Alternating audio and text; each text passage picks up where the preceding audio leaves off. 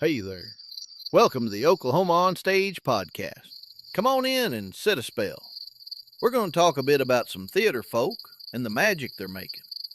If you like what we're doing, check us out on Facebook, Instagram, and YouTube, and you can find our website at oklahomaonstage.org. Got any questions for us or want to give us an idea or two? Reach out to us at oklahomaonstage@gmail.com. Hope you enjoy your time with us. This here's going to be hotter than a firecracker on the 4th of July. So sit on back, grab a drink, because this show's about to start.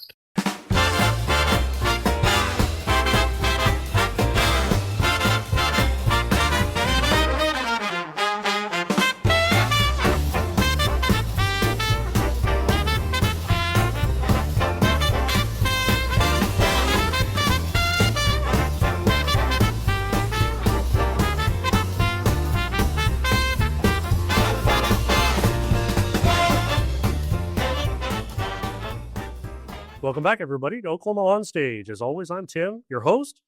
Today, we're sitting with a man whose fingerprints are all over the artistic DNA of Oklahoma theater. For more than 25 years, he has been an unstoppable force as an actor, director, educator, administrator, and advocate.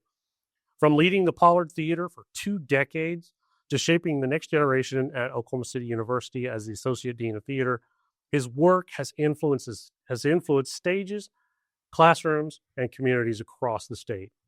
He's portrayed icons on stage like Dr. Martin Luther King in The Mountaintop, a performance that earned him a feature in American Theater magazine, and his turn as Scrooge in A Christmas Carol garnered national and international attention from the New York Times and the BBC. As a director, he's ranged from American Idiot to The Diary of Anne Frank, from Hedwig to In the Heights, and was a contributing author to 50 key stage musicals, writing on the cultural impact of Hamilton.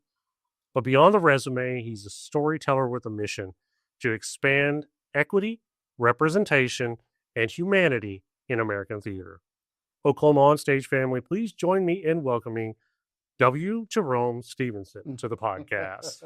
Thanks for having me. This was fantastic. I've never heard myself described like that. That's pretty that's pretty wild once you say it that way. It's kind of neat, huh? Yeah. So we want to just, again, get to know you a little bit better. And like we do with most everybody that's come and said on the podcast, we start with the elephant in the room. How did the theater bug bite you? Wow. Yeah. I remember very specifically 2 events. One, my mom was a elementary school teacher, and she was sort of charged with doing the school production every year. And I remember specifically one year she was going to transcribe, I'm not supposed to say that for legal reasons, The Wiz, and put it on stage. The movie had come out. She saw the movie several times, and I watched it with her, and I would say, well, then he said this and this. And so we did that play when I was a child. There was a maypole in it, so it was sort of The Wiz meets school pageant. And then I also remember, when we were elementary school students, they took us to see a national tour of Cats that came through. And I remember thinking, I don't know what this is, but I want to be part of it. And I saw that people paid attention and they listened to each other. And more specifically, and I think this is the thing that sort of resonated with me forever, is that audiences leaned in together and they shared expressions together, or they together, or they ooh together. And I'd never seen that, particularly as among adults, right? I could never seen them sort of connect in that way when the lights go down. And that became sort of my personal mission as a storyteller. I wanted to evoke that. I wanted to provoke that, and I wanted to be a part of it. Nice. I love how you made that connection. Now, you said your mother, lifelong educator. Yeah. You have said that her influence helped shape your work ethic. Absolutely. How did that upbringing in Tulsa shape the artist that you eventually have become? Gosh. So my mom, single mom, my sister and I, very much involved in choir or dance or wherever. And that was a big feat for her. She really went out of her way. That required extra work hours. It required, not only did she do, teaching, but then she'd come home and go to work, or she'd go to a bank and work, or she'd go to Dillard's and work. So she really sacrificed for us to be able to have these opportunities to see that stuff up close. And I know that a lot of kids weren't getting that. And so I, probably a pleaser by nature, I wanted to make sure that I was earning her sacrifice. She put me in guitar lessons and bought me a guitar that had a case that had its own speaker in it, and I would go for 6 things, and I'd go, God, I don't want to go anymore, but I can't not go because she's made all this effort. That and thankfully I grew up in a community where the arts were really important on the north side of Tulsa. I went to Booker T. Washington High School, and obviously it's a rich history in performing arts. I come from the north side, which is where the Gap Band is from. I come from singers and writers, and so I was really intrigued by the acclaim and the applause, but more so I got to see up close what that required. It required that you got to go to rehearsal every week if it's the church choir, or you've got to you got to work in this way, and you got to be there for this, and sometimes that means doing it when you don't feel like doing it. And so that was really what inspired me most of all. Plus, I just had a mom who worked really hard. And so we sort of took that work ethic because that's what that's what you see. So that's how I got there. But then when I got to college, and I didn't even pursue theater in college, I was pursuing other things. But because I went to Langston University, there was always somebody sort of saying, hey, it's not enough to be good. It's not enough to be, oh, I've got this talent. You've got to work hard too, because everybody around you by this point has talent. Everybody around you is a good student or is a smart kid. That's not enough. And so that level of competition also really sparks work ethic for me. And there wasn't anybody who was going to say, well, you're not working really hard, but you're kind of good at it, so I'll let you have it anyway. Mm-hmm. So you got to put in, right? Nice. So I'm assuming from your current position that work ethic has still applied. It's still here. So do you remember, you talked a little bit about The Wiz, but do you remember your first role? Yeah, I did. I was in The Wiz, and I played the Tin Man, right? And there's that slide some all to me, and I sang it, and people in my little mind loved it. And I was like, what is happening? Well, now I'm a big deal in my head. I will never forget the day after the play happened. At the time we were staying with my grandparents and my grandfather, who was a lovely man, but also very practical. I'm sitting on the bed, and it's time to go to school. And rather than get up and get around and get moving, I'm just sort of sitting there on my bed and replaying in my mind everything that happened at the play before that day. And I was just sort of basking in it. And he walked by the door. He looked in. I'm still doing it. He walked by a second time. I'm still doing it. He comes by the third time. And he says, all right, that's enough daydreaming. Let's get back to reality. But it had been such an impactful moment for me, right? Because it wasn't just my family. It wasn't just the people at my church. It was people I didn't know who were somehow engaged and compelled to engage in what I was doing. And I wanted to know how to do that better, how to do that more. So yeah, I remember that completely. Yeah. Yeah. So you said you went to Langston University. You got a bachelor's degree there. What was your degree in? I did. My degree was actually in broadcast journalism. Okay. Yeah. I was a broadcast journalism student. I started as a music student, and I just didn't find my way. And then I decided I wanted to go into journalism before I found out that those might be some of the saddest people on the planet, because you're screaming into a void, trying to get people to hear a truth that may not appeal to them. And that was at the beginning of the sort of turning of the tide, because it was the sort of intersection with 24-hour news, right? It was no longer the idea of we have a couple of hours to tell you really important things, to now we have all the time in the world to figure out what to tell you, right? The different ways to tell you. Right. And it's the same thing over and over again. And now we're starting to interject our opinions rather than these are facts. And so it was really a time when I was like, I don't know that that's something I want to do. But I had been in a play there. They had a sort of co-production relationship with a theater company, and they brought in a guest artist, and we were doing a production of Fences. And I remember, really wanting to work hard and really wanting to impress. And so having one of the pros say, hey, you should go out and get some experience in this and see if this is your thing. Now's a good opportunity. So I did that and figured out, nope, that's what I want to do. I don't want to do journalism. It's not it's 6 of one, half a dozen of the other, whether you're going to make money doing either one of those two things. Sure. But at least you're passionate about it, and at least you love it. It's the thing that gets you out of bed and goes, I'm on my way to work, rather than, I got to go to work. Yeah. So what was life like after graduation? Well, by that time, I had a relationship with the Pollard Theater in Guthrie. I'd done some stuff up there because it was just down the road. And I thought, well, I'm going to get out in the world and sort of see what it has for me. And early on, there wasn't a lot of sort of theater work that I could do. Like, there was a ton of like, oh, you can audition for this, but you're not old enough. And and this will sound terrible, but I think you'll know what I mean. We already have a black guy and he's going to do this part, right? Like, so there's this part and there's these two things, and you can do that and you can be the T guy or whatever it is. But there was a lot of, I remember going into an audition room in Dallas, a lady coming out and said, hey, that was pretty good work. You need to build your resume. And then she said, do you have a reel?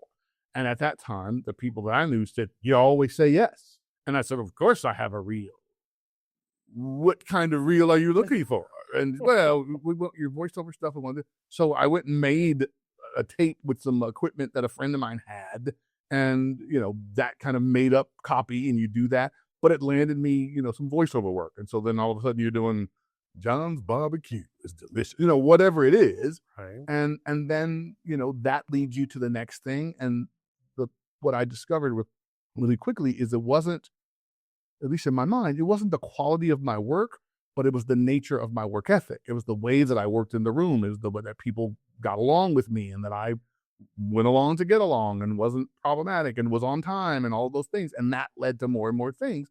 And then the hard lesson became, you're going into rooms where people are seeing you, and you may not be right for that thing, or there may be already somebody who they've chosen for that thing.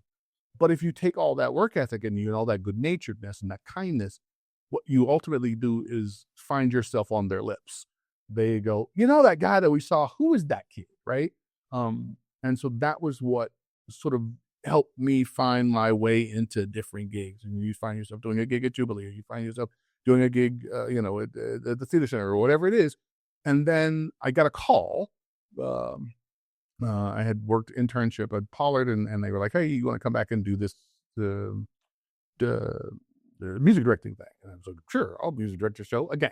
I don't know what music directing was, except for I knew music. I was a singer and I could pluck out notes. And so I was associate music director, a guy named Bernard Jones, and he took a liking to me and said, hey, here's what you don't know, and here's why your resume's wrong, and here's why your headshot's wrong. And somebody just did that for me. And instead of being grumpy about it, I was grateful and tried to be respectful and tried to take their advice. And so that's what landed me to the next thing. And then from that. Being directable. Yeah. Means so much in this world. Absolutely. So you moved on to the Pollard. Now, when you performed Scrooge, was that at the Pollards? I did Scrooge. We had a longtime Scrooge named James Ong, rest in peace, who was fantastic. And I went on for him a couple of times later in my career, just as an understudy, because he was out for some other reason. But when I played Scrooge, most notably was at Lyric Theater of Oklahoma. This is primarily during the pandemic. They did an outside version of it at the Harn Homestead, and it was in 2020 directly. So we were one of the few theaters in the country that was doing a production, and it was getting lots of traffic. I mean, they had to have so many bodies, and you had to be spread out, and people were wearing masks, and they had to be sort of shepherded from one place to another. But it was designed in such a way that each of these little buildings sort of represented a stage in Scrooge's life. And then they put out some scenery pieces like the graveyard and the Cratchit's home. And so we were able to do that. And so it's obviously garnered some attention, one, because theater was happening, and we were finding a way to make it happen regardless of our state.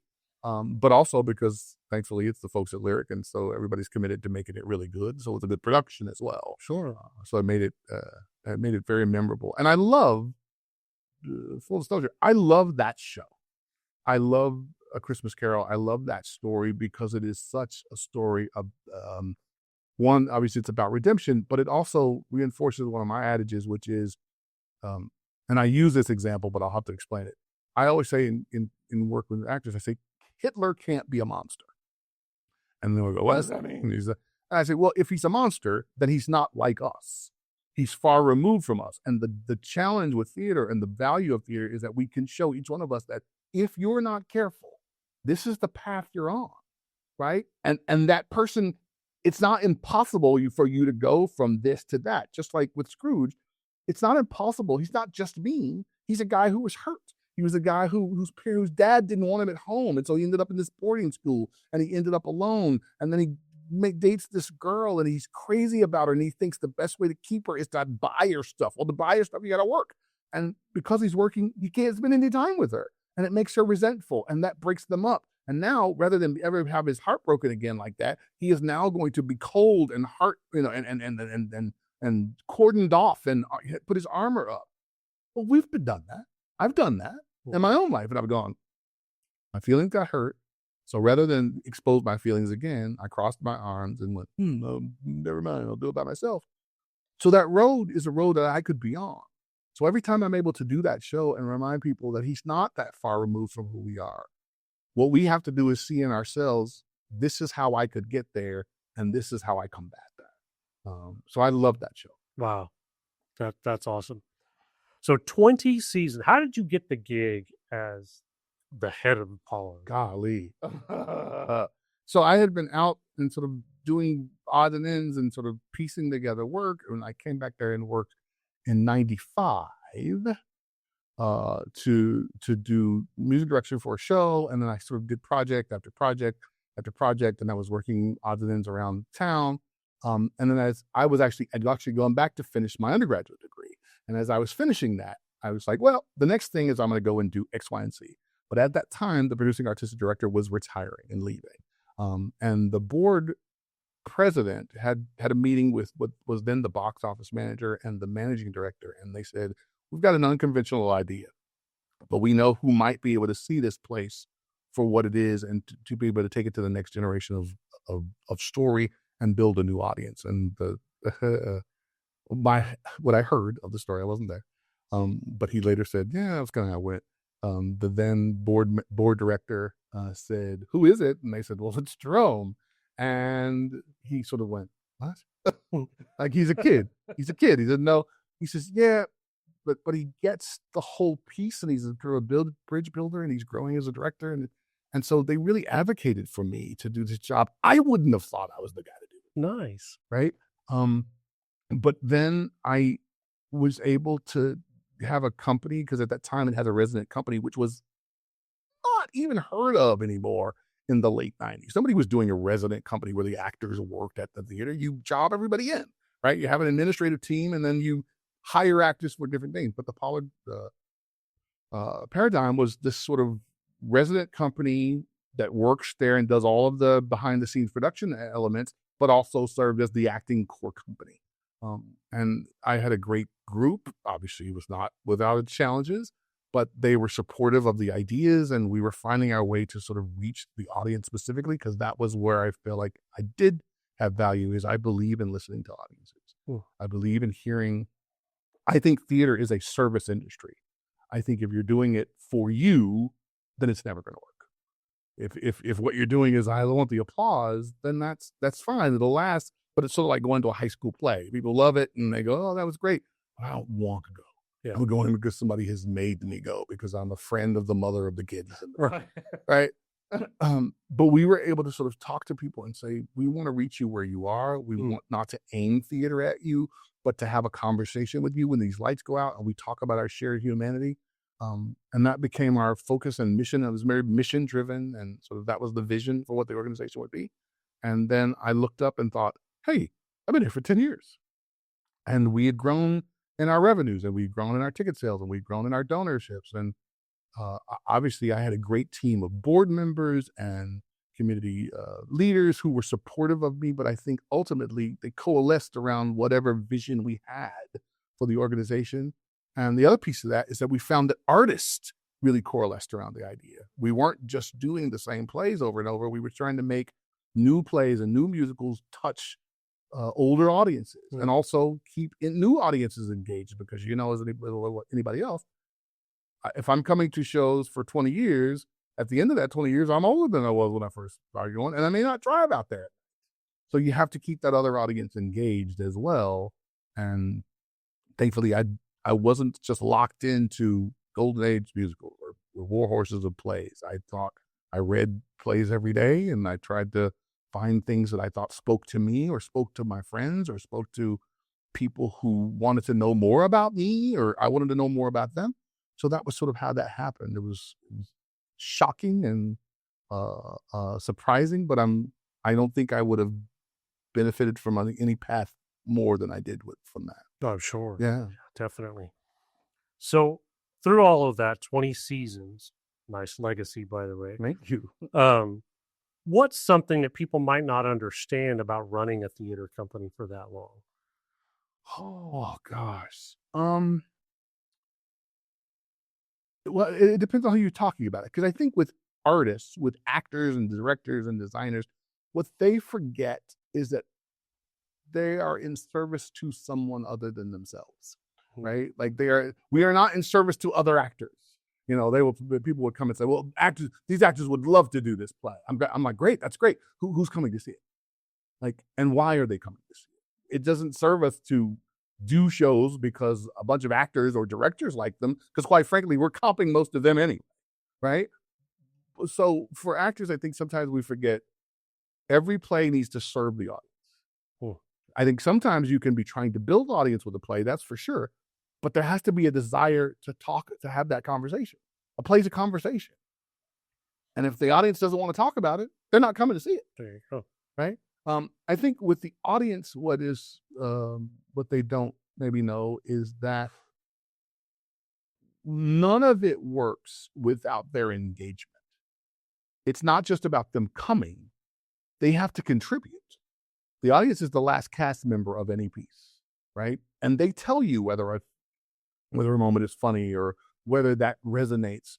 And that's why we are trained to listen to our audience. If they laugh, we give them a minute and we let them, breathe in that laughter and then pull from it rather than we're going to perform at you. We're performing with you. We're in community one with another. And I think the audiences sometimes forget that.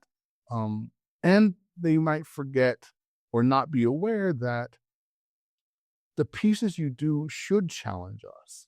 They shouldn't always be challenging, and maybe shouldn't challenge us to our core. But if they don't, we don't build that sense of community together because we in the house go and then soften up, or we pull back and go, I can't believe that they just said that. That was weird. But as the show progresses, we find ourselves leaning in and we find ourselves getting closer to our neighbor and laughing at the same time and then looking at them when they laugh because we thought that same thing was funny, but we all thought we don't get that. That community is a huge piece of why live theater, in my opinion, endures, because there's not another place where we do that. I don't even think we do that in film in the same way as we do when the living actor is on stage and talking to us in the living moment. I think it's a different level of engagement. Wow, that's good. That's really good. So here's something that a lot of people may not know, that during your tenure in the Pollard received support from the Schubert Foundation. Yeah. That's a major national recognition. So tell us about that and what did it mean to you and to the company? Oh, man. There's so much to talk about there because, and I'll just say it, Pollard isn't anymore supported by the Schubert. And it's just because I think some of the leadership changed priorities. But Schubert has forever been sort of a badge of honor in the regional theater market. And we weren't big enough to have, contention for Tony Awards for regional theater or anything like that. But I had talked to some people who said, city rep at the time was getting a grant from the Schubert organization, and they said they just got to see your work and they got to believe in what you're doing. And so we started a long effort to sort of make sure that we were communicating with who we were and what we did and why. And I remember we got a call. My then managing director, Van French, got a call and said, hey, the Schubert folks called and said, sending somebody down to see a show. And at the time, we were doing a production of August Wilson's Fences. And we had brought in a guest director from Dallas, Akeem Babatunde, who was a fantastic director. And I happened to have the privilege of playing the role of Troy Maxson at that time. And so they came down and saw the show. They said, we don't want to see any board members. We don't want to go out to dinner. We just want to come and see the work you're doing. And so they did. And that was it. We didn't hear anything else. And then we got a letter in the mail with a check and an invitation to come and see them in New York. And so a couple of my board members and I went down to New York, and I just remember thinking, oh my God, what is this going to be about? And what are they going to say? And they said, how are you doing what you're doing in the middle of, and I think the lady kind of pronounced it. She said, Guthrie, Oklahoma. And we talked, kind of like we're talking now, about listening to the audience and about not aiming theater at an audience. And that happens a lot. Like people go, we've got this show that we believe is really important, and we're going to do it at an audience and tell them why if they don't understand it, they're going to get it. Well, who's going to go home from that and go, boy, that really impacted me? Other than to say, that really pissed me off.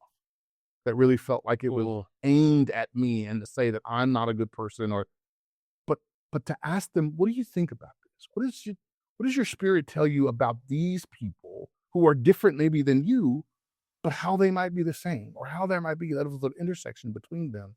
And so we talked a lot about that. And she said, do that again. Every year you're doing it, and we'll back you. And we'll support you in that effort. And it was a huge win, and I was on cloud 9. And I think it was maybe the first time I thought, I'm part of a team that is making an impact in the middle of Oklahoma. And we were one of only 2 organizations at that time, and maybe it wasn't even City Rep, maybe it was Lyric at the time, that had funding from the Schubert organization. And then the third company joined, but it made a huge difference in the way I felt about the work we were producing, because I felt like it was impacting somebody at a national level, and they were saying, keep it up. So that it meant a huge deal to myself, to our board, to our company, because we weren't funding shows at $500,000 a pop. Our season collectively was just a little bit over $500,000, right? And then when it is top, it's closer to 750. But it was never like we had all this money. What we did was had a real desire to talk to people and to share stories with them, and to make our stories their stories and theirs ours. And that's, to me, is sort of the guiding principle for the way I approach theater as a director, as an actor, as an arts administrator in education. If we're not teaching our artists to be servant leaders, then I think we're missing the boat. Then it's just that high school kid that's waiting for people to applaud for them and say, that changed my life, and I want more of that every day. Yeah, very, very good. So shifting gears just a little bit, Okay. to you being the actor extraordinaire. Okay. Some notables, you mentioned Troy Maxson and Fences. Yeah. We talked a little bit, hit it a little bit briefly. Dr. Martin Luther King, Yeah. Mountaintop. Also Prospero and Tempest. Yeah. You played the narrator in Passing Strange, and of course Scrooge and Yeah. Christmas Carol. You've played some giants. Yeah. Which role do you think impacted you the most as a performer? Oh, that's easy. Passing Strange. Okay. The narrator in Passing Strange. I was doing a production of Rent. I was playing Tom Collins, and one of my dear friends who was in the show, Chris Castleberry, again, because you'll see the sort of through line is this has never really been about me. It's been all about the people who say, here's what you need to know. Here's what you need to learn. And Chris said, hey, have you seen this Passing Strange thing yet? Spike Lee had shot it, a video of it on Broadway when it was there. And I said, no, I've seen it. He said, well, you got to come to my house. You got to come to my house. Okay, so and I watched it, and I remember watching it and saying to him, if this happens or this happens, I got to go, because I don't know that I can handle this. And then I said to him about midway through, I don't know what this is, but it's changing my life. Because it is so much a show that almost felt like it was about me. Mm-hmm. It felt like, it's clearly not, it's about Stu because it's autobiographical, but it was about a kid who was trying to discover who he was through the arts, and he had this single mom, and he's being raised in this sort of a time where he can't be he's not maybe black enough to be this, he's not traditionally not white, he's he has got all of these things where he's trying to discover who and what he is and what his value is to the world. And he knows that it's connected to his art, but he sometimes elevates that art above his connections with people. And it impacted me so deeply, so that when I got to do it, I got to do it with this incredible company of really gifted actors who I trust immensely and who are filled with both talent and love of their craft. They are passionate about the work, but they're even more passionate about the audience that they're serving. Oh. And so to be able to do that in front of audiences, and I did twice, and to have the sort of response to it that I got. I had never once been involved in a show where I'll never forget one of my dear friends came to the show, such a gifted guy, national tours, he's a conductor, he's a brilliant star, I love you. But he came to the show, and a friend of mine said, "Hey, Tari's out in the outside, doesn't want to come back to the dressing room, but he's just seen the show." And I was like, "Cool, I'm gonna get dressed." He said, "Come out now, because I think he needs this." Sobbing. And we're both sobbing from the experience of this play because it had impacted us. He from the audience perspective, and me because it had impacted him. And so it's one of those pieces that I will never forget. I keep the poster up on my wall there just because it reminds me that sometimes we do a play and we say words and we move our arms about, right? And then sometimes we do a play that has repercussions far beyond what we could have expected. And it impacts people who might not otherwise even come to a play. I proposed to my wife at that show. Wow. When the curtain call for that show. Nice. I got to do a revival of the show because they brought it back a year later. And this wasn't me, the artistic director, going, "We're going to do this." This was a group of board members and an audience that was saying, "You didn't do it long enough. I got to bring 10 more people." And that meant the world to me. And at its key, I think the show is summed up in its phrase, "Only love is real." And to me, it is such a good example of that in the way it is written, in the way that it is structured, and what it does for an audience, and quite frankly, what it did for me. Wow. That's pretty powerful. Yeah. And I think a lot of actors don't understand that until they have that moment. Right.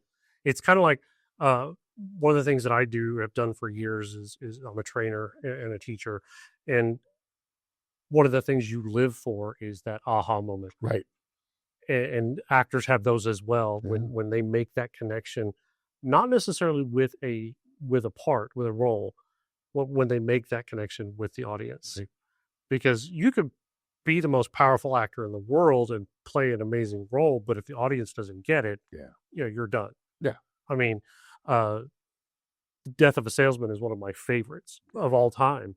And, when I heard that Nathan Lane was playing the lead role, I thought, Yeah. But then, wow. Yeah. I got back from seeing that show. Yeah. I saw it in May, right after when we were taking our students to the New York showcase. They have a showcase there for the industry. And one of my shows, that life-altering performances, brilliant staging. It was like, I understood that show. I've directed the show before. And I thought, I understood it about that much. And when I'm showing my fingers very little right now. And they opened it up to me in a way that made me go, "Oh my God, I'm just now seeing myself in it. I'm just now seeing myself as a human being reflected in his struggle." And I always thought before that I sat with judgmental eyes because I was 20-something or 30-something. And then I realized he has every right to want to believe that his sons will be successful.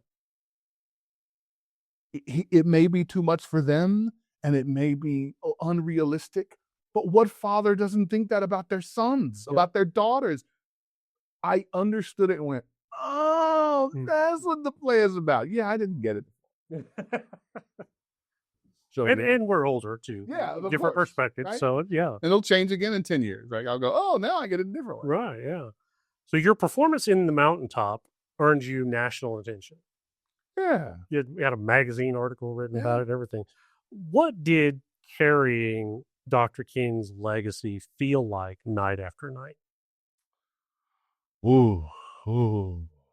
Um, it was awesome. And I mean that not in the it was awesome, dude, but in the awe that you have at that human being. I was 41 when I played the role. Good friend of mine who ran Oklahoma City Rep, Don Jordan, had suggested the show. He's like, we got to do it together. We'll co-pro it. You got to play the role before you get too old. I said, okay. I feel like I'm too old now. But when you start to dig into a character like that, and you start to dig into that life, what I hadn't put into perspective, I knew these facts, but I hadn't taken them into consideration. I hadn't taken them into me. Dr. King was 39 when he died. 39. And every day of the latter part of his career, he got messages that says, don't go here because we'll kill you. Don't go there because if we see you, you're dead. If somebody called me tonight and said, don't go to work because we'll scratch your car, I might not go. I'm like, well, I probably won't want to scratch up my car. Yeah. The idea that his life is under threat all the time really sat with me. And I remember very specifically, this is maybe a story I shouldn't be telling. When we did it at City Rep, I didn't know the space very well. I was at the Civic Center and the Free Theater, and I remember when there's that balcony scene where he does his final speech, and it's sort of essentially where he dies. And I remember not being able to see down the aisle of the theater. I can't see anybody there. And I was at rehearsal one day, and it occurred to me, I was like, no, you wouldn't see, would you? You wouldn't see what's down there, what's across the street, what's in another window. And that's the fear. And what if somebody doesn't like this show that you're doing? And what if somebody doesn't like this story that you're telling and wants to say, you know what, I'll fix them. And I took that fear into me and thought, but I still got to do the play. He's still got to make the speech. He's still got to do the thing. Now imagine that's not 3 weeks in a play, but it's every day of your life. It was awesome. It was an awesome responsibility. I hope that I was able to do it justice. I'm so grateful that people latched on to our production of it. I'm so glad that I got to be directed by the incredible Raymond Moreno, and I got to do the show with Janine Kay. It's a 2-person show, so it's nothing but trust in another actor and going out there and saying, okay, we got this journey to take. And it's a heavy one, and it's filled with fear and truths and things that aren't the most flattering to Dr. King's legacy, but that actually make him more human and thus more fallible and thus more brave. This regular guy who has regular guy urges and regular guy fears keeps fighting to get these people behind him to a location, to a mountaintop. I don't think I was prepared for how daunting that would be and how much I would see him in a new light after the process. Wow. Yeah. So you've spoken about storytelling as a community building tool. Yeah. What do you mean by that? And do you have an example? Sure. I think, let me rack my brain for just a second. I think at a basic sense, good storytellers engage an audience and they connect them to, like we talked about before, a sort of shared humanity. We have this in common. We laugh at this together. We all know, oh God, I feel that. Oh, it's so sad when this happens or that happens, or oh God, it's so inspiring. And when you and I, who don't know each other maybe, are sitting in a dark room facing a stage and together we laugh at the same thing or we sigh at the same thing, there is a sense of community that's formed. We may not acknowledge it, but hopefully we do. We this person laughs or they make a big guffaw and you look at them because you're laughing the same way. And now you're having a shared moment. You don't know them from Adam. You've never eaten dinner with them. You've never talked with them. But maybe at intermission, you turn and go, that part was crazy. And then all of a sudden you're in a discussion. I think that every time good storytellers connect and collaborate with good audiences, and there's that collaboration, then there's this potential for us to light that flame of community in each other. It allows us to say, wait a minute, we're of the same something. I think the example I have is that, all right, I'll give you an example of two versions. And the first is I directed a production of La Cage aux Folles, and I remember people coming and saying, oh my God, I love that play. And I tried to approach it as though it was any other romantic comedy that just happened to have two men in the lead.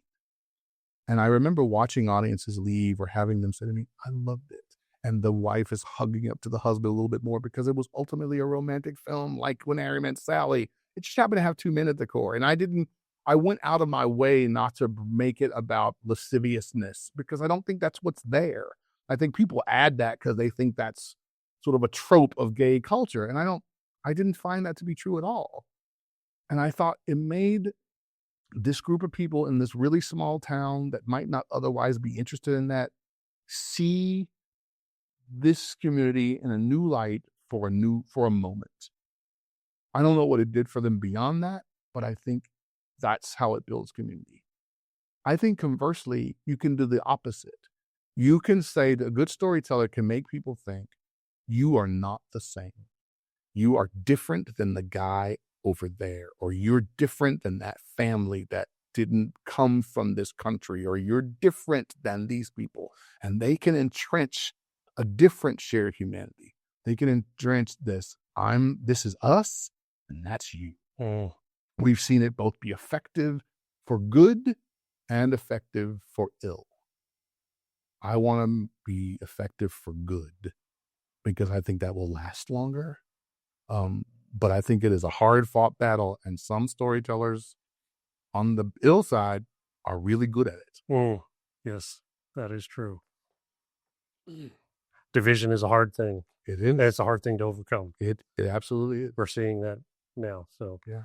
So your directing resume spans punk rock, classic drama, gospel musicals, contemporary social commentary.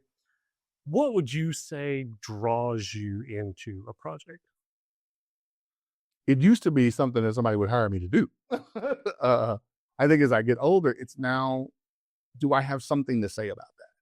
Do I have something I think I might add to the conversation? I tend to think of directing as a wonderful opportunity to teach.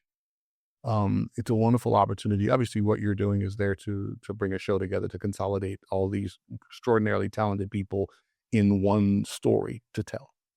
But I also think it's a great opportunity to take artists who are still developing and say, you have a thing, let's explore what that means. Because so often, young artists think, well, if you'll tell me what the right thing to do is, I'll do that. And my thought is, there isn't a right thing. And two, the only person who knows what the right thing is you. Yeah. My job is to watch your version of the right thing and says, there's a more right version. Or I wonder how you came to that. And let's explore if there is an idea that makes you go, oh, really what I want to be doing is, wait, I've got a new idea. That kind of. And so I'm always looking for a project that allows me to work with people who might have that experience, because I think that's a project that is got more potential to be alive, a project that has more potential to be magic, more project to be electric, because that discovery is really what the audience is supposed to have, right? They're supposed to go, I discovered that in the same moment you did. No, they can't do it the same moment we did because we've been rehearsing it for 6 weeks. But they can have that shared experience, and they can become, that flame can get lit with them. And that usually sparks my interest. When I think there's a potential for that, then I'm interested. Now it's scheduling and there's, well, the pay and all that kind of stuff. And there's that kind of stuff. But at the heart, I want to have something to add to the conversation that this play evokes and that it provokes. And I want to be able to maybe impact the artist in it in a good way, in a solid way, in a way that they can take some of that stuff with them. That's what excites me about projects. I also like projects that scare me a little bit. I like when somebody says, "Hey, what do you think about directing Hedwig?" And I go, "I don't really know what Hedwig is. It's not my culture, and I don't know, but it would be the right story for me to tell." And they go, "Well, look at it." And you go, "Well, I don't think it's." And as you read it a third time, you read it a fourth time, you start to say, "Well, I can see myself in that. Oh, that makes sense. That's a thing." And now all of a sudden, you who didn't come from that world and didn't know it have been pulled into the world. And that's your job as the director. You come into the audience, you don't know this world, it's not your world, but I'm going to show you why it is your world, because that experience has happened to me. I think, the American Idiot is sort of that thing. I didn't know that music. I'm not a Green Day fan, or wasn't a Green Day fan until I got involved in the show. And then I couldn't absorb it enough, right? My wife always says that you can tell when you're directing a play about something because that's happening in our house 24 hours a day. If you're directing Avenue Q, then we're going to be watching the Muppets, or we're going to be watching puppetry videos, or you're going to have books scattered all around the house. But I think You had a big Green Day playlist. you had a big Green Day playlist. And I was like, well, what is the story they're telling? That excites me. That's what draws me to a project. Is there something that my unique perspectives can bring to telling that story to somebody that might not otherwise get it? Yeah. Very good. So you've done some very cultural and historical weighty pieces. Sure. I'm thinking Anne Frank, In the Heights. Yeah. How do you approach directing stories like that? So that's that's interesting. I don't know that I have a singular approach. I try to find whatever way I can find into a piece, right? Like I'm a huge World War II buff. I find it. I mean, there's that Greatest Generation moniker, and it makes complete sense because the sacrifice that the generation was being asked to make was something I couldn't have conceived of when I first started reading that material. But then sort of how I found my way into the Diary of Anne Frank is that enough. I knew a ton about the soldiers and the weapons and the things that they did. I didn't know much about the people they were going to liberate. I didn't know much about the fact that they didn't know that they were liberating anybody. They thought they were fighting the guys that attacked them on Pearl Harbor. And then there are these stories of these other people, many of whom had tried to come to the U.S. And the U.S. said, we can't take any more people. And they are little stories and stories of incredible heroism and bravery and sacrifice. And, Meet Geese, who, was looking after the Frank family. Like, you'd think, wow, what an extraordinary story, because she doesn't know that she's safe from the ramifications of that. In fact, she's at risk. Yeah. Would you do that for your neighbor? Would I do that for my neighbor? I'm like, I know you, but I don't know you like that. Mm-hmm. So that's usually I find that thing that gets me into the story some way, somehow. In the Heights, you use that example. Like, I know that neighborhood. I'm from those neighborhoods. I'm like, it's not a musical. It's not the Music Band where everybody runs on. It's a world where the music is on the street all the time. Is getting the music to stop is what's weird. And how do you make that? How do you invite audiences who might otherwise say, go back to your home? How do you invite them into the neighborhood?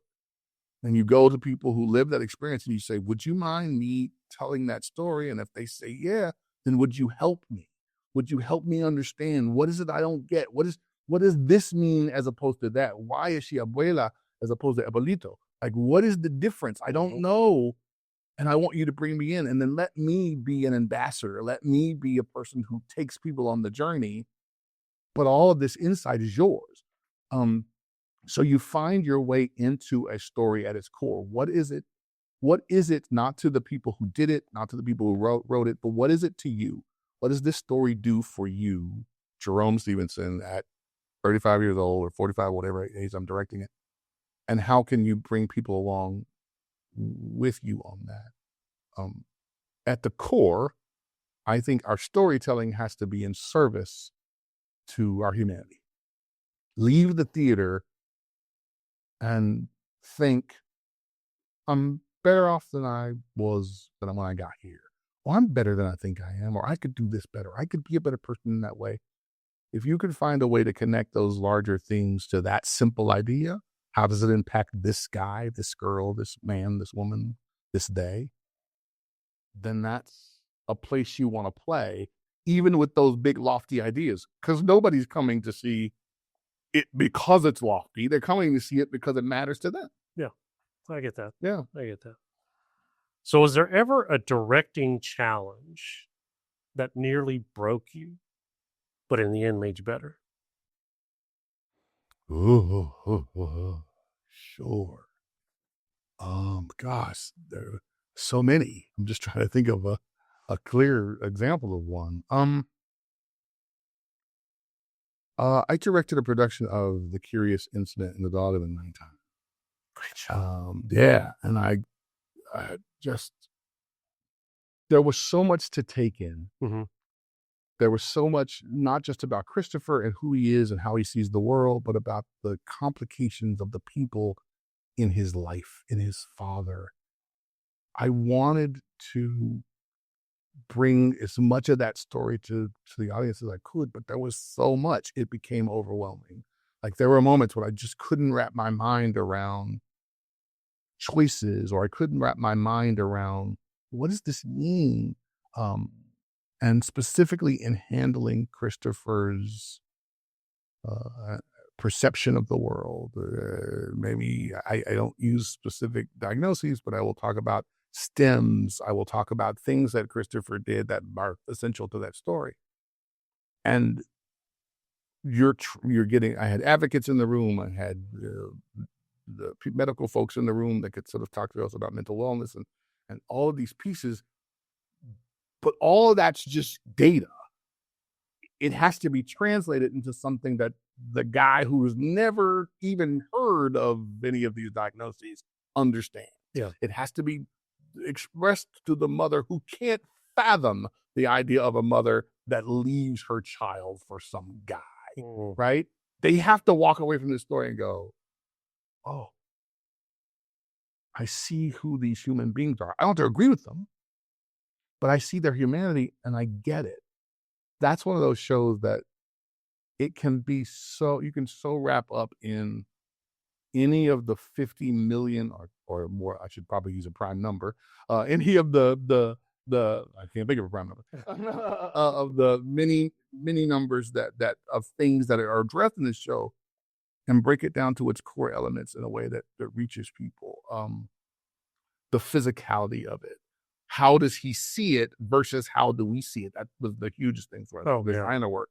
You know, we were like, okay, he would see numbers. He would see geometric shapes. Well, I don't see geometric shapes. I barely pass geometry, right? So how do we do that in a way that doesn't make the rest of the audience go, this is beyond my interest, beyond my scope? That's a huge one as a director that I still go, oh, we should have done this. And you never feel like you solved it. You were always better because you tackled it and you survived it. You came out on the other end, and at the end of the day, you hope it moved people. But I'm always thinking, boy, I hope I get another shot at that. I hope I get another chance to do that one. I should have done this. Yeah, I could have done this better. Absolutely. Yeah. I think we're all there. Oh, yeah. We're all at that point, Yeah. whether it's directing or acting or whatever. Mhm. Man, I should have, always. So then shifting a little bit, how did you get into education? Oh, wow. It's really interesting. You know, I had always, like I said, I'd always thought of directing as an opportunity to teach. And in fact, I felt like as I had progressed past maybe 10 years or 12 years at Pollard, we were less about trying to build a new audience, which we felt like we'd done that, but we were also sort of developing, without being conscious of it, into sort of a teaching hospital, right? It was a place for kids to, young artists to come and work with seasoned veterans and sort of get their feet wet at the professional level. It wasn't a huge contract, but it was a contract. And they got a chance to sort of really work out the bugs and to develop craft. When the pandemic happened, we could tell that the country was going to be going in a very weird way, and we obviously had to shutter for a while, and it was home, and you're trying to find ways to create content and that kind of stuff. And I remember, I'll never forget, going to the store. I told this story many times. I went to the store, and I came home. You had to go through the whole washing your groceries scenario, all that stuff. And my wife says to me, "Hey, by the way, your child," I have a son, who was in the bedroom, and he said he's upset about something. And I said, "Well, what is it?" And she said, "Well, you should talk to him." And, we're getting sort of midway through it. We're already talk about going back to school and going back to work. And I went to talk to him, and he's a young guy. He says, and he was brave enough to say this. I said, "Well, what's the matter?" And he said, "Well, nothing. Are you upset that you're going to have to go back to school?" And he said, "I'm not upset that I'll have to go back to school. I'm upset, I guess, because when we go back, you're going to go back to living at the theater." And I heard that and thought, holy shnikes. That's a gut punch. That's a gut punch, right? I had always thought, he's young. He doesn't even care that I'm not. And of course, that's what they project. But the reality was, he was like, "I know that you're not here. I know that you're gone somewhere else. I know that you do a thing up there. And that's where your real passion is. That's where yeah. So I took that and I said, I don't want to stop doing what I do. And I also don't want him to not see that you can get up every day and be passionate about going to work. But I don't want to miss the opportunity to be his dad. There's that, we used to have these shirts that say, "I can't, I have rehearsal." Mm-hmm. And they were kind of a badge of honor when you're 20. You felt you were like, "Can't, I have rehearsal. I'm in the show. It's really cool." And I was like, that's a very different vibe when you're 40 and you're somebody's dad. Mm-hmm. I can't come to your thing because I have rehearsal, because my thing's more important than your thing. And so I was like, you're old enough now that you don't really have a bunch of stuff on your list that you're like, "I've got to do this part. That's the only way I'll know I succeeded." I'm to the place where you can sort of say, "I want to do that project." But you can't run a theater though. It just doesn't work. And so I started looking for ways that I could continue to contribute to our art. And I remember very specifically thinking, like staying up one night and thinking, I want to provide kids with what I was lucky enough to get from a series of mentors. I want to be the person who they can talk to and say, "I'm going to be frank with you. You've got talent, but talent isn't enough. You got to have a work ethic. You got to have," and I want to be honest and say, "You're good, but have you thought about it and why?" And I was like, "You've been doing that with young actors your whole career, but they're all sort of college age or post-college age." And so that led me here. I was having some really good conversations and Zoom performances with colleagues like Lance Marsh, I had a huge amount of, and continue to have a huge amount of respect for. He's a gifted director and actor and, of course, academician. He was teaching here and sort of started my journey here. And then Alyssa Branch was at OU, and she sort of got me into OU. And then I started finding that I really loved giving back to that part of the community. It's hard because, much like any other parent, the faculty are always sort of parents. It's like, "You don't know what you're talking about." And you go, "Okay." But every once in a while, and maybe more than that, you reach a kid who is like, "I want to grow, I want to build," and you watch them develop and you think, I got to have a part in that.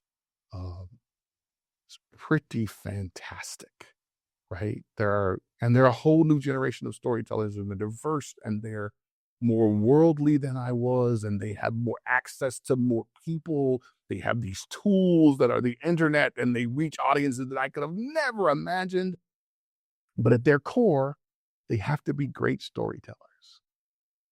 And I have a history of sort of helping people be at least better storytellers. So that's what landed me in that education. And then I was very fortunate enough, after my time at OU, Roberta Sloan, who was a dear friend and a great arts educator, and then Mark Parker, who was the dean here for many years, who I owe so much to, said, "We think this might be the right job for you. You're an arts administrator, but you're also a teacher, and maybe being an associate dean is where you live." And I thought, no way. And then came in and talked to this faculty and talked to these students and talked to Mark, and it seemed to be a good fit. And again, I've been lucky enough to find my tribe. That is absolutely awesome. Being in the right place, right time, Right. knowing the right people. Right. That's amazing. And having the right reputation when you get there. Because yeah, you got to build it. Yeah. You got to build it. So, you've said OCU's excellence has been a well-kept secret. Yeah. I don't know if I agree with that or Yeah, not, yeah. but so what are you wanting to do with that secret? I think that people know that OCU has a history for performing arts. But I think the secret is that they don't know that there are so many people who don't realize that there's a place for them here. OCU has always sort of seemed like, from our perspective, I think to a lot of people, well, you got to be really wealthy and you got to have this and you got to be all the academies and have all the training in high school. And we're not looking for made artists. We're not looking for ready-made artists who, are students who we can put our stamp on and say, that kid was 75% of the way there when they got here. We stamped them and now they're all the way there. We're looking for the person who's got a spark who we can help. We're looking for those kids who look like me or who look like our friend Octavio Solis, the playwright who we brought in, who look like Caroline Liam, who is our head of on-camera program. There's diversity within those people. There's different socioeconomic backgrounds that come to OCU when the stars align. And so what I want to do is say, there's a place for you here. It's not elitist. It's not, nobody is talking about chakras. We're talking about the practical application of the work that we do, because this group of people are working professionals and they are committed to training students where they are to bring their unique perspective to their work as storytellers. We're not trying to make you cookie cutter versions of us. That's not useful to us. What we want to do is make sure that the students who are out there who have always driven by that Gold Star building and gone, yeah, I couldn't go there. It's too fancy for me. It's too high dollar for me. I'd have to be much more ready than that we are. And that's the secret. People know about Kelly and Kristen and, Laura Kariuki and those students, and we're grateful for them to be ambassadors. What we want other students to know is that there's a place where your story aligned with theirs, and this is the place where you might consider doing it. We're never pushing for you to come here over another place. Go to the place that's right for you. But if you think this place can help you and our students can impact you, and they do, our students are open and they want to bring new people into the fold. So we're always looking to find a pathway to tell new students, I think there might be a place for you here if this is a place that you feel would serve you. I like it. So you're also a writer. Sometimes. You contributed to 50 key stage musicals. Yeah. You wrote a chapter on the impact of Hamilton. Yeah. When you were asked to write that, which arguably the most culturally seismic musical of the century, what was your lens that you brought to that project? My lens was my personal experience with the show. And it was so unique to watch from my perspective. First of all, I'm a kid who grew up in the era of sort of I call the golden age of hip hop. And I went and saw the show in New York, and I could tell, I was like, there's audience here who don't get any of the hip hop reference. Like none of that reaches them.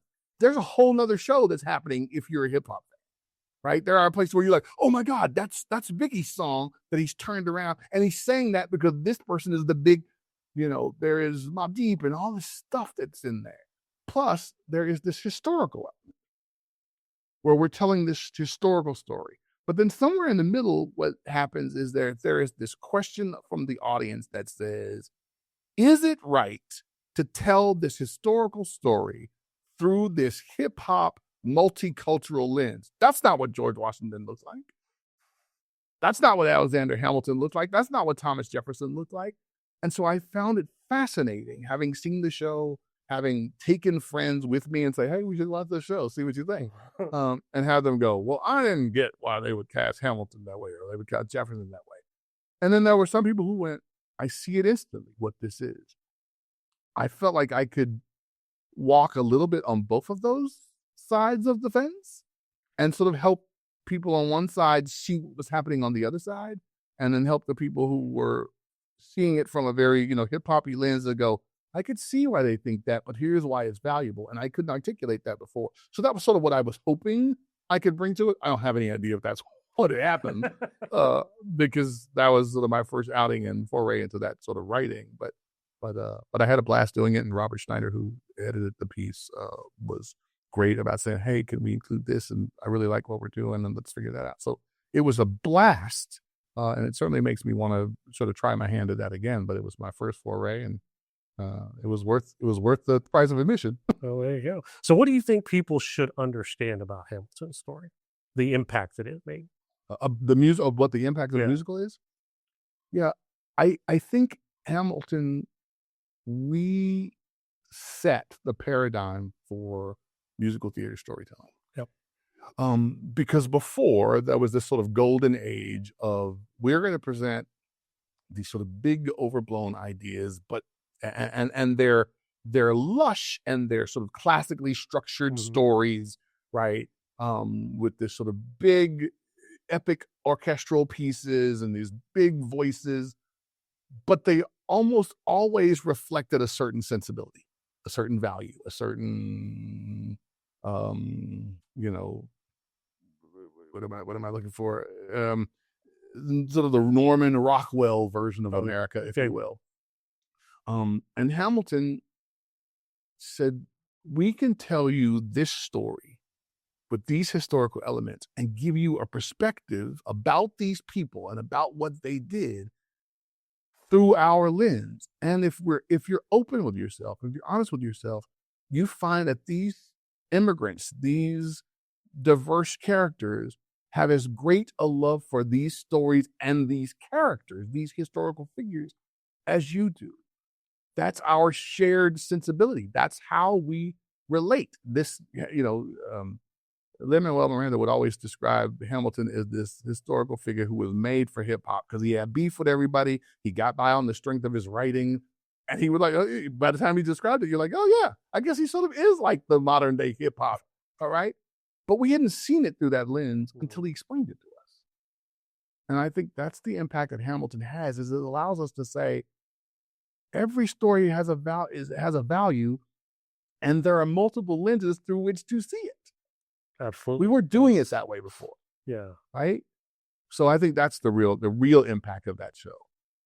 It forced us to have a conversation about who plays what and why. And is there value in telling that story from a different perspective? I know that it's been done this way every other time you've seen it. But what if it wasn't? Would that add value to the story? Would that bring a new perspective? Would that bring a new a lens, some filter? Now, do you see that happening more now than you did before? God, yeah.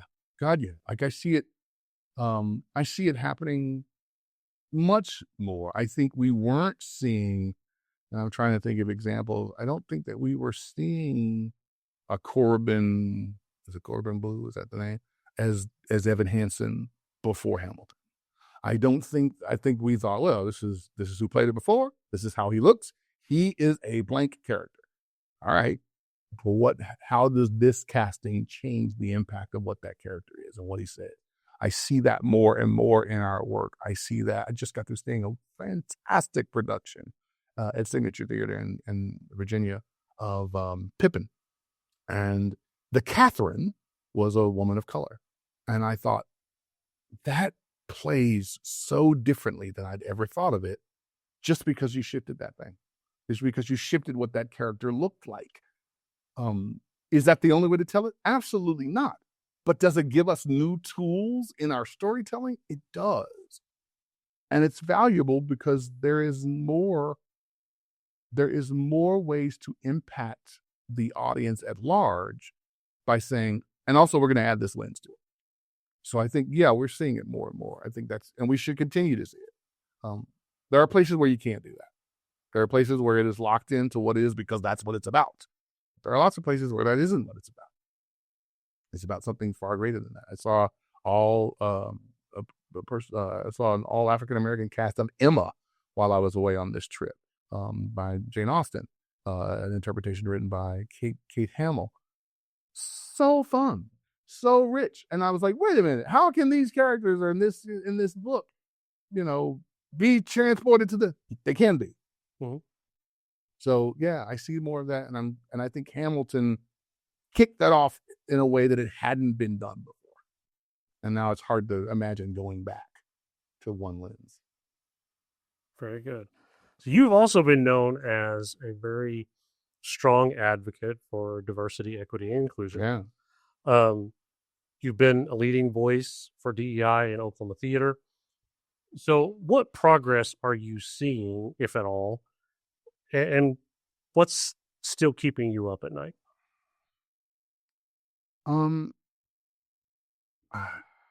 God, I think maybe they're one and the same. I am seeing more people, particularly in our circles, talk about what room is there to bring diversity to a production? What room is there to bring diversity to a season? Are we making stories for an audience that reflect the spectrum of the world that they exist in, or is it just this little small sliver? I think particularly in academia, our students are so conscious of there's no people of color in this show, or there's no differently abled individuals in this show, or God, we need to be able to go out. Even our students are advocates for it. Are we going to get students who can't afford this? Are there ways that we can help build scholarships so that students who might not otherwise be able to come here could come here? All of it is an impact that didn't feel like it was there in the same way when I was coming up. At the same time, what keeps me up at night is that we can sometimes go too far, right? So I think we have to be mindful, because one of the things I hear a lot of times is somebody says, hey, you should direct this play. And the person in question may go, oh, I wouldn't direct that play because that's not my story to tell. Mm-hmm. And I go, oh, wait. Because I use myself as an example, or I use something like the work of August Wilson. Somebody who may not have had August Wilson's experience went, that's a story worth telling and I'm going to produce it. Now, what if they go, ooh, I would produce it, but that's not my story to tell. I'm not supposed to be involved in it. Or a gifted director who says, I'm going to direct this, I'm a man, and I'm going to direct this play about women. Well, that director may have a lens that an audience hears different than maybe a woman director or a person of color. A play about people of color may be valued. There may be value in having direction from a person who is not of color because they have access and reach to an audience. What I think we mean to say, or at least what I hope we mean to say, is that I can't do that alone. I can't do that by myself. I need people in the room who can help inform this. I need somebody to say, look, I don't know neurodivergence in the same way you do. So somebody's got to be in the room to help guide me. Rather than, I'm the director, I get to decide, I'm all the right, and you're my human props. That's what I'm hoping that we're aiming for, but it keeps me up at night because I fear that we're going to compartmentalize more if we just stay on the track of, you get to tell these stories, I get to tell those stories, and never show the twain meet. Wow. So how do you think that we build theater spaces where everyone feels like they have ownership of the story?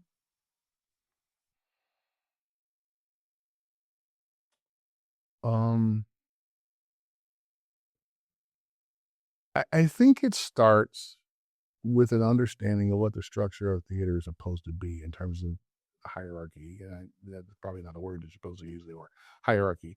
But I say that because what I think sometimes people think is that person, she's the director and she gets to tell us what to do. So we ask her, is this right?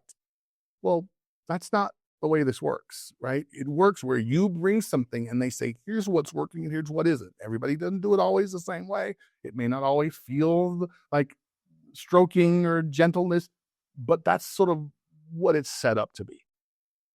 I think the way you make people have ownership over it is that they have to be valued for what they contribute, for what they bring, for their perspective. I want to hear from you. I want you to tell me what your swing is. Try a big thing. Doesn't mean it always works. And sometimes the best answer you can get in the room is that's not working. Because now we know not to do this. We know we could, okay, well, what if we did this instead? What if I go the other way? And you may go, that's not working. And now we know it's somewhere in the middle, or we sort of whittle down until we find a path that makes us go, that's the show. Right? But I think you have to value what everybody you bring to the room brings to the room. You are choosing directors, producers, the people who are assembling these teams. You're choosing people based on their gifts, based on their skills. So let them use them. Director's not there to be right. Director's there to pull it all together, to see it as a singular vision. I still believe that's really important. I think visions by committee, the show by committee is a camel, right? It's like, it's not a horse. It's not exactly this. But I think being able to say, now that we know roughly what we're making, how is your perspective going to inform what it looks like? And your perspective going to inform what it looks like. I also think we have to open ourselves up to seeing things, sort of in that Hamilton vein. We have to open ourselves up to seeing things in ways that we hadn't seen them before. It's particularly interesting at university levels because, it's like, I'm doing a production of Death of a Salesman. I don't have anybody here who's 70 years old. So that part's already done. So what difference does it make if this family is made up of 4 different races or genders are different? Is there a room? And I'm not saying there always is in your production, but is there room to see it any different? And what value does that bring to the piece or to the experience for the learners? Or what value does it bring for making it more present for a community? I think that's how we ultimately say to the larger community, we want you all to see yourselves in this world. And therefore, we make sure that everybody up here reflects different quadrants of that world, rather than it's the same 6 people and they all are blonde hair and blue eyes, or they're all Latino people, from this region of the world, or African-American people from that region of the world. It has to feel like the audience you're serving. And I think that's one of the ways you increase the diversity. I hope that answers your question. No, that's really good. That's really good. So what projects do you currently have in the works? What do you got going on right now? I have associate deaning in the works. I'm pretty full plate. Yeah, it's a pretty full plate. We're working the summer and getting prepared for what we think is going to be a fantastic season of productions. I'm planning on going out and doing some work in the community maybe once the semester gets going in the fall. Nothing I've signed on to, but I've got some things I've auditioned for, and so we'll see how those things come back. I'm definitely looking at expanding my directing profile because I'm ready to get back into that work. I got an old enough teenager that he's going to do things on his own, and so I'm like, okay, I've got some room there. What I'm really interested in is finding new ways to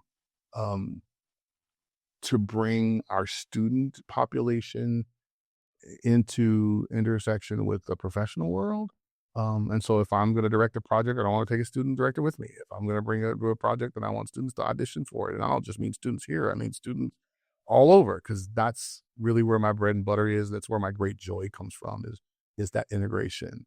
I'm hoping to, work on a couple of musical projects in the very near future. Hopefully, I'm actually working on a play with a dear friend of mine, Matthew Alvin Brown, early stages of sort of collaborating on a piece that he's written, a musical that he's written. So I'm excited about that. And then I'll just sort of see what comes next. Okay. Sounds like a pretty good venture. Yeah. So, with everything that you've done already in your career, actor, director, artistic leader, educator, when you look ahead, what do you see in the future, 5, 10 years? What's pulling you? Yeah. Well, I think what I see is the collision course that technology and live performance are on. Unfortunately, I don't think we're not going to escape the what does AI mean in the live performing arts. I don't think it destroys the performing arts. I think it's like anything else, and people are going to try to integrate it. I don't know how successful people will be with that, and I don't know the different ways people will try it, but I think that's going to be on the horizon. I think that ultimately we have such an opportunity to connect people, and I feel like, and this is just anecdotal, I feel like people want to be connected to one another. I think we feel a sense of being pulled apart. And I think there is a part of us, much like the pandemic, that says, I don't want to be pulled apart. I want to connect with people. I need to leave this house and be with other human beings. I need to leave my corner of the ring and be connected with other human beings and not be combatants with other human beings. But I think that's going to put us on a course with more theatrical event rather than the traditional audience sits on its hands and is able to applaud the thing that happens. I think they're going to be engaged more. I think it's going to be more of that sort of, it's going to be more Masquerade, the show, and less Phantom of the Opera, right? Where the audience watches, they are entertained, they applaud. And in Masquerade, they're in it. It's immersive. They're walking through the corridors. And I think theater is going to find its way into that. I think people are playing with it in a virtual reality space. They're just trying to find new ways that live experience is improved and embellished and built to be more interactive than it was 25 years ago or 50 years ago. And I think that's exciting.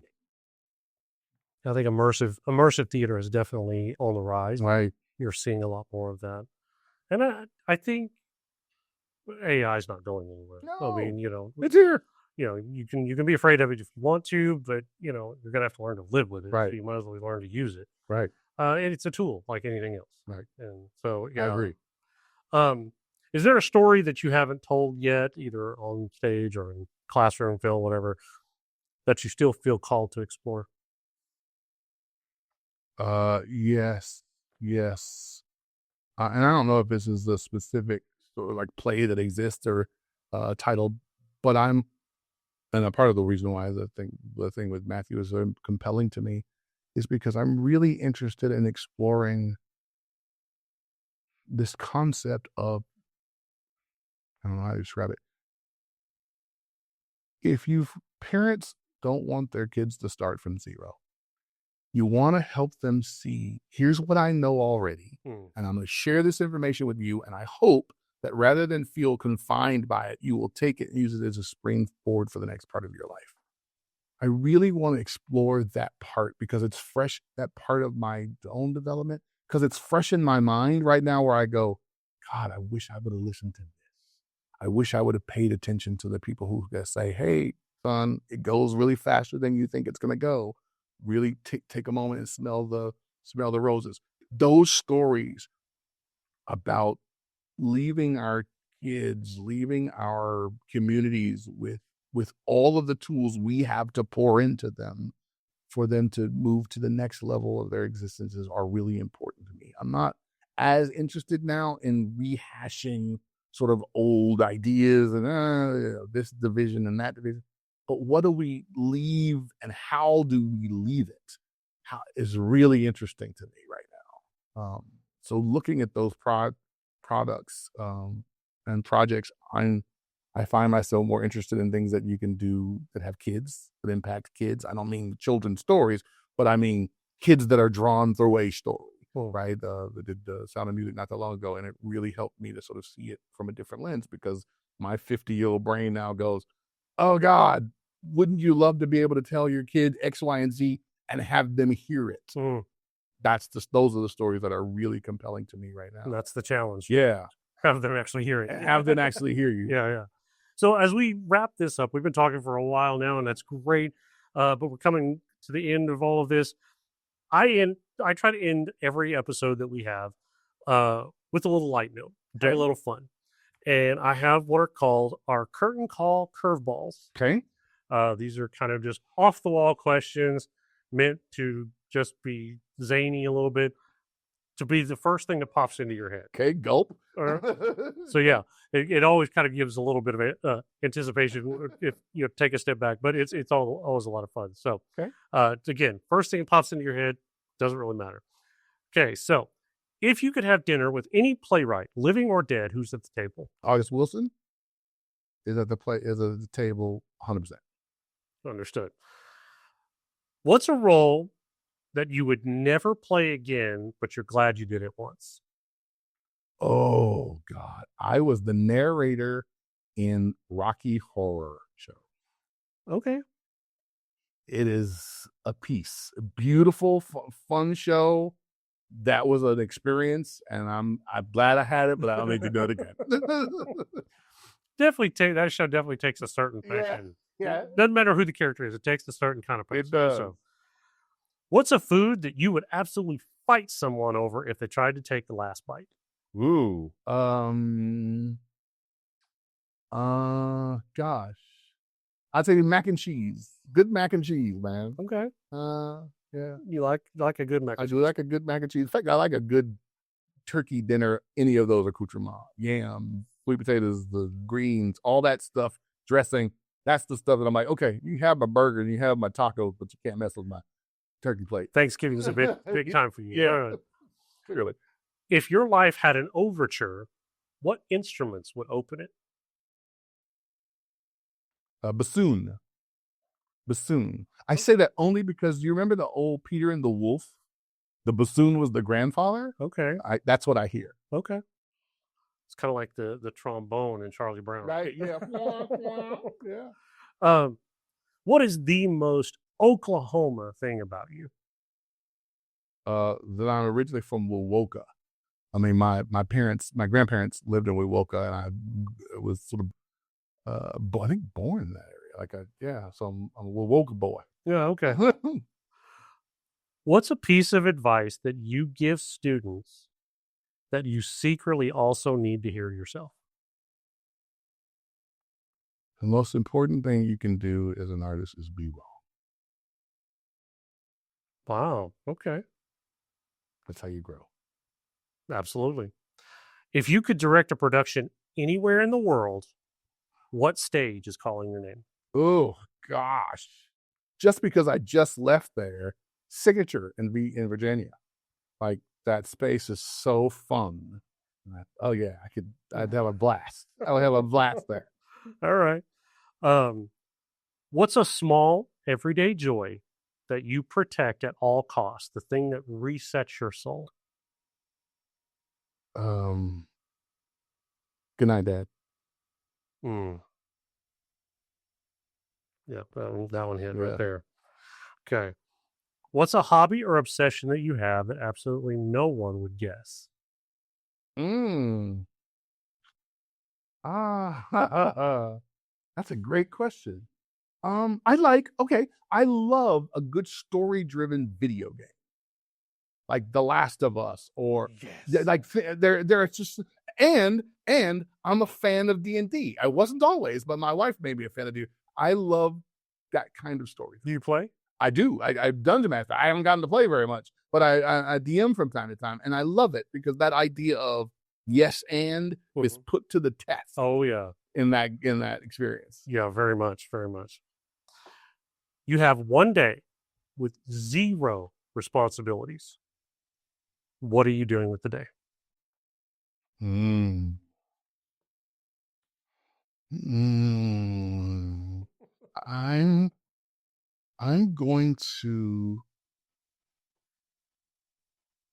just going to sit with my dog and catch up on some books or some audiobooks or some music that I haven't, because I'm so behind on this is the cool thing or this is the thing that I really loved. And it's like a list that's almost daunting to me because it always turns into, I'm going to read this thing because it's about a play I'm doing.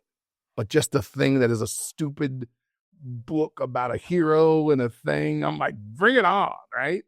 Yeah. Okay, cool. Well, Jerome, thank you for your time. Thank you for having me. bringing us into your office and giving us a little slice of your life. We appreciate it very much. If people are interested in you or your program, how do they get in touch with you? Well, they can always reach out to me at OCU at WJ Stevenson at okcu.edu. That's probably the easiest way to do it. Okay. Yeah. I'll make sure that email gets into the show notes of this episode. Again, thank you very much. Very insightful. A lot of great wisdom in this. And good luck and best wishes and break leg on everything that you're doing. Thank you. I appreciate it so much. Thanks for having me. And thank you for doing this for the art and theater community here in Oklahoma. Absolutely. It's a labor of love. Absolutely. For everybody else listening at home, we appreciate your time as well. Thank you for inviting us into your life, whether it's your drive, whether it's your office, whether it's your home. We greatly appreciate it. You can find us on Facebook, Instagram, YouTube, our website, oklahomaonstage.org. And you can also send us an email with any of your comments, oklahomaonstage@gmail.com. We thank each and every one of you for all of your support. And as we sign off always, continue, no matter what, continue to support the arts.